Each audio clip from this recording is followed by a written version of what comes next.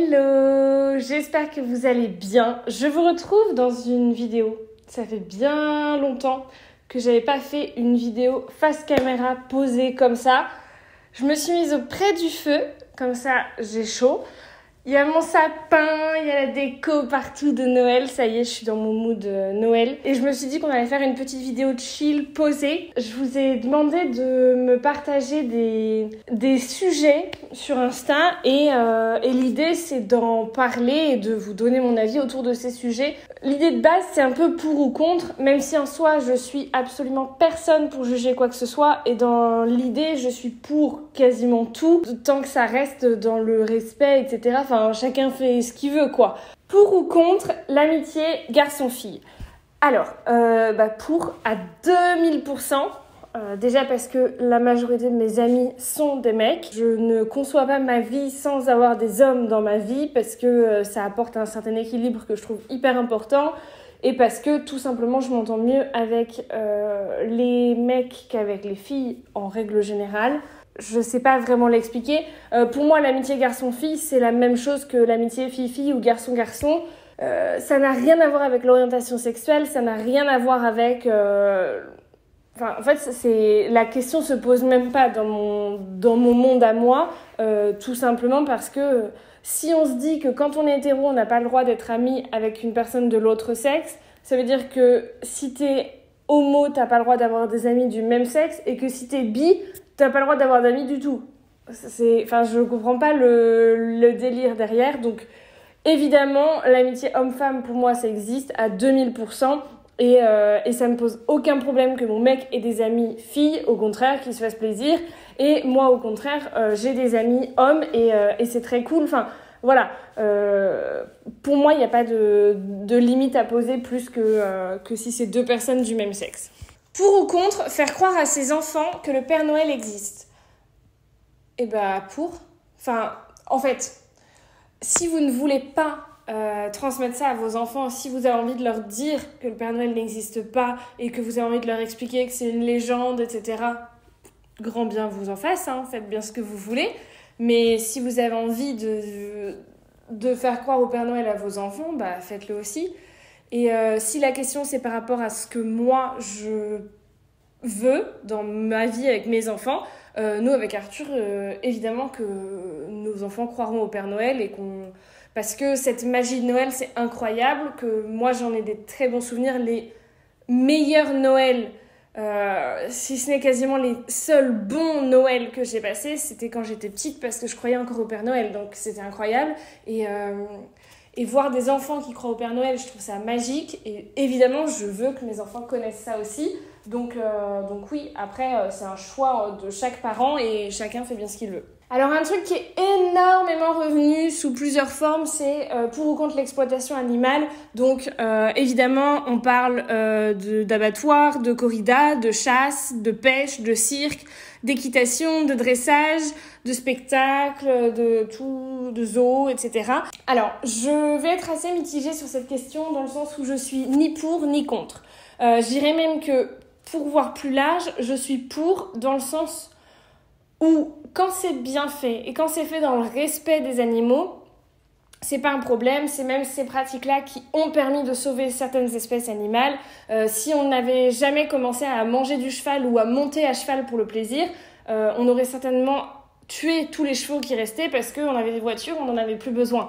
De la même manière, sur tous les animaux qui existent, pour la plupart, ça a sauvé des races entières de les mettre dans des zoos, dans des réserves naturelles, Enfin, voilà. Après, évidemment, la maltraitance animale, je suis évidemment contre le fait de ne pas respecter les animaux, de les voir un lion dans une cage de 2 mètres carrés, non, je suis pas pour, évidemment que non. Après, il faut quand même être conscient que tout n'est pas tout noir ou tout blanc et que il y a des fois où ces lieux ont favorisé le bien-être de certaines races d'animaux et voilà, je pense que on peut pas mettre tout le monde dans le même panier. Il y a évidemment des endroits où j'ai pas envie de mettre les pieds, il y a évidemment des choses que j'ai pas envie de soutenir, mais je suis absolument pas contre tout ça. Mon frère est agriculteur et je pense que ça me permet aussi d'avoir un avis beaucoup plus éclairé sur la question de tuer des animaux pour en faire de la viande alors que c'est des animaux que tu as chouchoutés. Et je trouve que c'est des sujets qui sont hyper intéressants. J'ai pas envie de rentrer dans des débats qui deviennent virulents ou quoi que ce soit. On a le droit de pas être d'accord, c'est aussi le but de cette vidéo, hein. Et on peut en discuter en commentaire ou sur les réseaux comme vous le souhaitez. Mais voilà, moi dans l'idée, je suis ni pour ni contre. Je suis contre les choses qui sont trop extrêmes et qui deviennent vraiment dangereuses pour les animaux, mais en même temps, je suis pour certaines autres choses qui peuvent permettre de sauver certains animaux. Pour ou contre l'éducation à la fessée. Alors, ça c'est pareil, c'est un grand débat qu'on n'avait pas à notre époque, quand on était enfant, on ne se posait pas toutes ces questions-là. Évidemment, je ne suis pas pour une éducation à la fessée. Évidemment que tu ne vas pas mettre une claque ou une fessée à ton enfant dès qu'il a fait une petite connerie ou dès que tu es en désaccord ou quoi que ce soit. Évidemment, j'ai pas envie de mettre une fessée à mes enfants, ni même une claque ou quoi que ce soit. C'est vraiment pas quelque chose que j'ai envie de reproduire. C'est pas du tout quelque chose qui m'intéresse et j'ai pas envie d'aller vers ça. Mais je ne suis pas encore maman. Je ne sais pas comment je vais réagir le jour où mon enfant va faire une énorme connerie, que je serai fatiguée, que je serai à bout. Et je n'exclus pas le fait qu'il soit possible que, complètement à bout de nerfs, je lui mette une claque. Donc en fait, je trouve que c'est un peu facile de jeter la pierre sur des parents qui sont des fois complètement à bout, exténués, et qui peuvent en effet mettre une claque à un enfant. Je pense qu'il y a vraiment un énorme fossé entre un enfant qui est vraiment frappé et maltraité, qui se prend des claques tout le temps au moindre désaccord, et un enfant qui s'est pris une claque une fois dans sa vie parce qu'il avait poussé ses parents à bout et que ça a explosé. Et surtout que dans le deuxième cas, souvent les parents s'excusent et expliquent à l'enfant et s'en veulent déjà suffisamment pour avoir besoin qu'on vienne leur taper dessus en plus. Donc évidemment, il faut quand même faire la différence entre les deux. Donc non, je ne suis pas pour une éducation à la fessée, à la claque ou quoi que ce soit, ni même au chantage ou aux menaces ou toutes ces choses-là.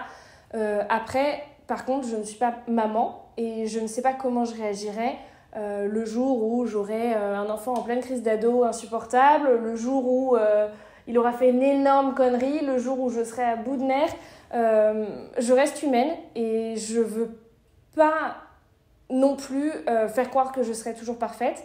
C'est ce qu'on a tendance à vous faire croire sur les réseaux, mais voilà, soyez quand même conscients qu'il y a énormément de mamans sur les réseaux qui foutent des claques à leurs gosses pour des trucs, en plus des broutilles, c'est honteux, mais qui derrière les affichent sur les réseaux et disent qu'elles les aiment plus que tout, et c'est pas grave, on les considère comme des mères parfaites. Donc, je pense qu'il faut aussi prendre un peu de recul sur toutes ces choses-là. Sans éduquer ses enfants dans la violence, je pense qu'il faut aussi se dire qu'on ne pourra jamais être un parent parfait et qu'il faut juste essayer de faire de son mieux. Justement, ça va rebondir sur ce que je viens de vous dire. Pour ou contre les partenariats qui incluent les enfants. Alors, je vais mettre dans la même catégorie le fait d'afficher ses enfants sur les réseaux. Pour moi, c'est un non catégorique. Alors, non, c'est pas vrai. Chacun fait bien ce qu'il veut. Si vous avez envie d'afficher vos enfants, faites-le.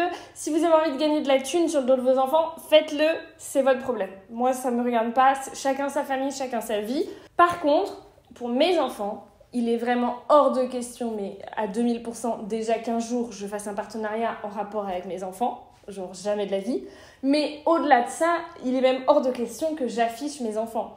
Je pense que le jour où je serai maman, déjà, si vous connaissez le sexe de mon enfant, ce sera déjà pas mal. Voilà, je pense que ce sera l'information maximum que vous aurez. En fait, un enfant, il faut le protéger. Et clairement, c'est pas en le mettant sur les réseaux qu'on va le protéger. Ce que je trouve assez paradoxal dans ce monde de l'influence, c'est que les influenceurs sont les premiers à toujours se plaindre de harcèlement, du fait que, en effet, on peut recevoir des messages hyper virulents, hyper violents et que ça peut être très compliqué. Mais derrière, ils affichent un pauvre bébé innocent qui n'a rien demandé et qui va s'en prendre plein la gueule et qui n'aura pas les épaules d'un adulte pour supporter ça. J'arrive pas à comprendre le délire derrière. Mais bon, après... Non, je suis contre parce qu'en fait, j'ai vu beaucoup trop d'abus. Je pense qu'au départ, c'est normal en tant que parent d'être ultra fier de ses enfants et d'avoir envie de les montrer partout et de montrer à tout le monde que c'est les plus beaux du monde. Ça, c'est normal. Par contre, il y a vraiment de l'abus. Quand l'enfant devient un placement de produit, l'enfant n'a pas le droit de jouer, l'enfant n'a pas le droit de s'habiller de cette manière, n'a pas le droit de faire ça, n'a pas le droit de dire ça, n'a pas le droit d'aller là, parce que pour les réseaux, c'est pas bien.